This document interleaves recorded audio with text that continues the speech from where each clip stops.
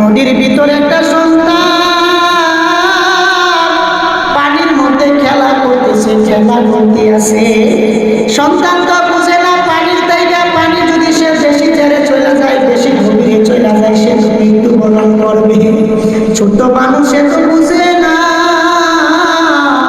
এবার তুমি তারে কোলে করে বাড়িতে আনলাম, তার খেলার মধ্যে তুমি বেকার কটাই ছবি দেয়, তোমার এসে কত গালিগালাজ করছে, তুমি কিন্তু মনে কিছু নেও নাই, কারণ সন্তান এটা বুঝে না।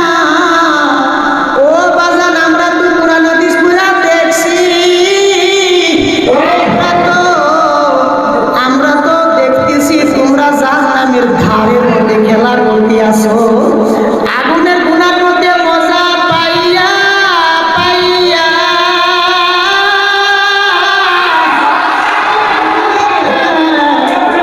গুনার মধ্যে